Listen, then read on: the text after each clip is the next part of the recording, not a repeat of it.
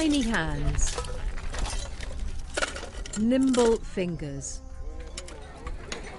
These children are trying to recover anything of value at this dump site in Accra, Ghana.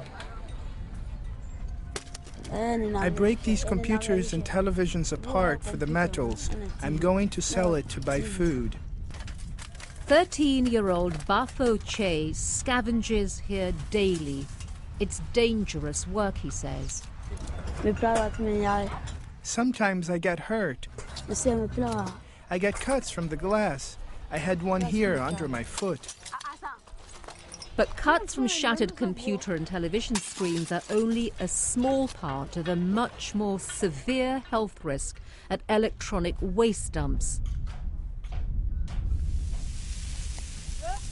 Exposure to carcinogens, toxic fumes and contaminated soil may prove deadly, experts say, and the problem is only getting worse. Electronic waste, or e-waste, is the third fastest growing source of rubbish in the world. Some 40 to 50 million tons of cell phones, televisions, refrigerators and computers are discarded every year worldwide. The United States alone produces 3 million tons a year, rapidly growing China 2.3 million tons.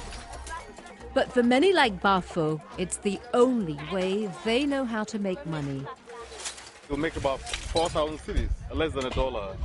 But that is not every day, or a good day. So there are times that he comes here, it doesn't make anything. Mike Anane is a local journalist who lived here as a boy. Today, he barely recognizes the place he once called home. I went to school somewhere there, so, we'd come here, play football and fish. It was so brilliant, it was so beautiful, but now it's horrible. Can't even find the words to describe it. A lot of people depend on these water bodies here. And over the years, they've been used as fishing grounds, but now they're completely dead. They contain nothing. Nothing ever lives in them. Waste from computer circuit boards and batteries often contain mercury and cadmium, a human carcinogen that causes damage to the lungs and liver, say health experts. Even old television sets and computer monitors contain lead from the cathode ray tubes, a further health hazard. Mike fears it can be a death sentence for the boys working the dump. This guy is burning the wires to extract the copper. This will be just about $1. But just imagine how much he's exposing himself to the lead, the cadmium, the flame retardants. He's also anxious about his own health. With all the toxic fumes, I get worried. Is this some kind of cancer that I'm getting as a result of my presence here? And the boys ask me a lot of times, are you not worried that you can get sick? Then I ask them, what about you? And they're like, well, who cares about us? You see, and that makes me really sad. They feel forgotten. Forgotten and all too often left to sleep on the bare soil. Soil that's severely contaminated by e-waste. And some of these have toxic materials in them that then find their way into the hydrological cycle, into the streams and rivers and groundwater, and back into humans. Achim Steiner is head of the United Nations Environment Programme, UNEP.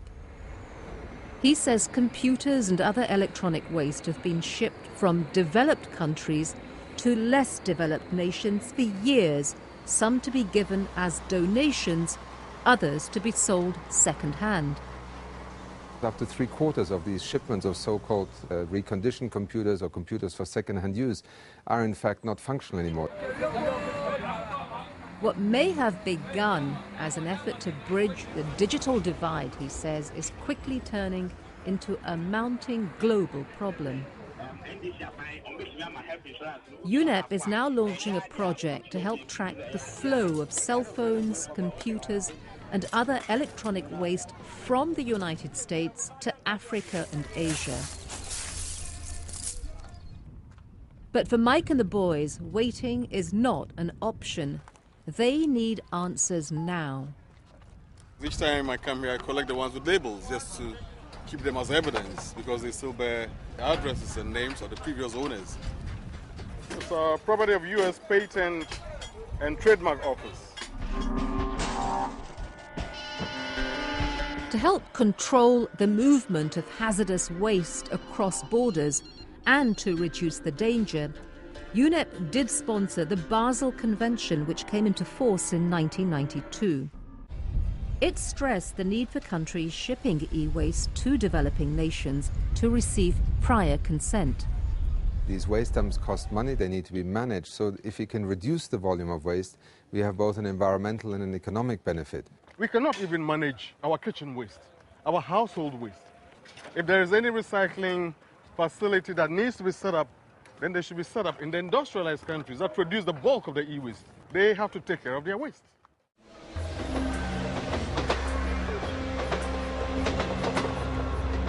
And that's exactly what a pioneering group of creative thinkers is already doing in South Africa, a country that produces 100,000 tons of its own e-waste annually is now spearheading efforts to deal with the consequences. It's an initiative that could prove to be a global model. So two key strategies. The group, called the E-Waste Alliance, is comprised of 8 companies dedicated to discovering ways to manage e-waste responsibly. The company Just PCs in Cape Town is an alliance partner. Its owner, 26-year-old Justin Vanderwalt, has come up with an innovative solution to the growing e-waste problem: refurbishing computers, extending their lifespan. We try to refurbish as much as possible components and computers so that there's less e-waste output in the end. There's a 2.81. There's also an additional benefit. These restored computers can now supply internet cafes in nearby townships as a low-cost alternative. The aim of these internet business cafes is to get the computers to the people that need them the most, that cannot afford a new computer. Another method alliance partners have developed to deal with e-waste: recycle material when it's no longer possible to extend the life of the product.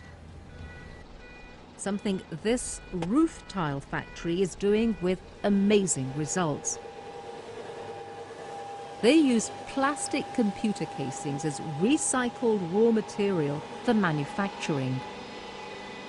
They take the plastics and mix it with other plastics and make tiles or the low-income housing. It's very, very interesting, very nice, and it's actually cheaper than normal roof tiles and stronger, it doesn't break. So that's quite neat.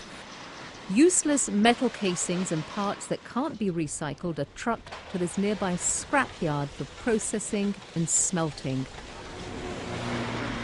These ventures are bringing much-needed business to South African companies, as well as creating jobs for the country's unemployed. But many experts believe that a lasting solution rests not only with companies, but with consumers. They say that until people stop buying things they don't need with money they don't have, working the dump in Ghana will continue to be a reality for boys like Bafo and his friends. I just cut another finger. I'm not happy doing this. Neither is Mike, who says he won't stop policing the dump site until he sees change. It is rather a disservice to ship all these waste end-of-life computers to Africa under the guise of donations or second-hand equipment. It's just environmental injustice for another country to receive the waste of another country.